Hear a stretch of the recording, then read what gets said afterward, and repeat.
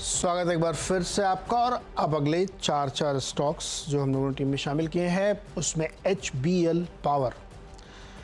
Number देखिए आप कितने बढ़िया हैं इनके। 610 करोड़ की आमदनी 400 करोड़ से बढ़ के, हालांकि क्वार्टरली फ्लैट लेकिन ईयरली 50%। मुनाफा 81 करोड़ 34 करोड़ से बढ़ के ईयरली, क्वार्टरली देखेंगे तो आपको फ्लैट दिखेगी, लेकिन नंबर बहुत ही स्ट्रॉन्ग है। क्या करती है HBL पावर? इनका एक मेन काम आजकल हो गया है, कवच सिस्टम बनाते हैं। ट्रेन का जो कोलिजन डिवाइस है वो बनाते हैं, बहुत सारे इनको कॉन्ट्रैक्ट वगैरह मिलते रहते हैं, तो उस पर ध्यान रखिएगा। 8वां स्टॉक है क्रिस्टल इंटीग्रेटेड। ये अभी हाल फिलहाल की लिस्टिंग कंपनी है, लेकिन नंबर अच्छे दिए इन्होंने। मुनाफा 16 करोड़ करीब निकल के आया, 9 करोड़ से 10 करोड़ से बढ़ के, और रेवेन्यू 292 करोड़ आया। हालांकि क्वार्टरली फ्लैट नंबर देखेंगे आप 283 से बढ़ा है, लेकिन सालाना के हिसाब से काफ़ी ज़्यादा नंबर, लगभग 100 करोड़ का इन्होंने बढ़ा लिया। तो नंबर यहाँ पे ठीक दिख रहे हैं, तो इसको ग्रीन में देख के रख सकते हैं, क्रिस्टल इंटीग्रेटेड। 9 और 10 नंबर के स्टॉक हैं डाबर और कॉलगेट। ये हमने इसलिए लिए कि कल आपने देखा होगा मानसून विभाग की जो प्रेस कॉन्फ्रेंस थी, उसमें उन्होंने बताया कि बढ़िया मानसून होगा। तो जो ज़्यादा रूरल पेनिट्रेशन पे कंपनीज़ हैं, जिनका बेस रूरल में ज़्यादा है, जिसमें डाबर, इमामी, कोलगेट, मैं लगता है उसमें रखना चाहिए। और कई सारे लोग कह भी रहे हैं कि अब एक कन्फर्मेटरी रिकवरी रूरल मार्केट में देखने को मिल रही है। अच्छा, चुनाव के माहौल में सब लोगों ने ये प्रॉमिस किया है गरीबों के हाथ में, गाँव में बहुत पैसा हाथ में दिया जाएगा, तो उसका भी फ़ायदा FMCG को ही मिलेगा। तो दोनों स्टॉक इसलिए रख सकते हैं, मानसून का फ्लेवर है, तो डाबर और कॉलगेट चारों। कॉलगेट और 5 दिन से प्रीपोन हो गया मानसून, तो बढ़िया ही है।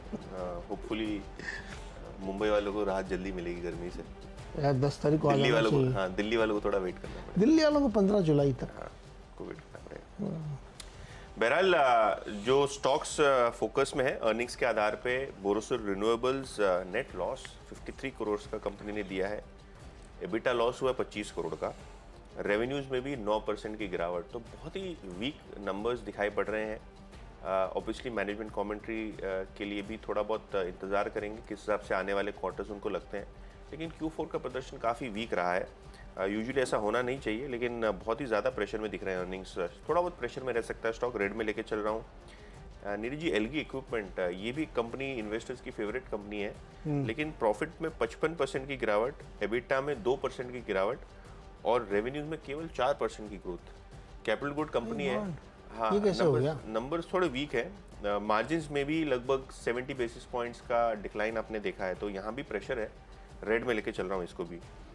NMDC लगातार तीसरे क्वार्टर में एक डिसअपॉइंटमेंट, नेट प्रॉफिट में 50% का डिक्लाइन, रेवेन्यू 20% नीचे, एबिटा 47% नीचे, और मार्जिन्स की बात करें तो 27% हो गए हैं फ्रॉम 41%। तो GMDC की बात करें तो थोड़ा बहुत अर्निंग्स में आपको प्रेशर देखने को मिल रहा है। बहुत ही नंबर्स वीक दिखाई पड़ रहे हैं। 10वां और आखिरी स्टॉक जो फोकस पे रहना चाहिए वो है फिनोलेक्स केबल्स। गाइडेंस जो है कंपनी ने केपेक्स का 500 करोड़ का दिया है। यहाँ एक फैमिली डिस्प्यूट चल रहा है नीरज जी, उसके बावजूद कंपनी ने 500 करोड़ के केपेक्स का अनाउंसमेंट किया है। फाइबर इलेक्ट्रिक बिजनेस में कंपनी ने कहा है कि दोनों ही जगह जो फाइबर है और जो इलेक्ट्रिकल वायर्स हैं, दोनों में स्ट्रॉन्ग डबल डिजिट ग्रोथ होनी चाहिए। और रीसेंट प्राइस हाइक कंपनी ने जो किए हैं 8 से 10% के आसपास, उसका भी इफेक्ट पॉजिटिवली आना चाहिए ओवरऑल मार्जिन पिक्चर पे। तो फिनोलेक्स केबल्स कॉन्फ्रेंस कॉल के बाद ये भी स्टॉक फोकस में रहेगा। येस्टरडे स्टॉक में लगभग 13% की तेजी थी, शायद वो आज भी बनी रह सकती है, क्योंकि कॉन्फ्रेंस कॉल जो है पोस्ट मार्केट आज आता हुआ आपको नजर पड़ा। चलिए इसी के साथ एक छोटा सा ब्रेक और लौट के आएंगे तो मार्केट रैप।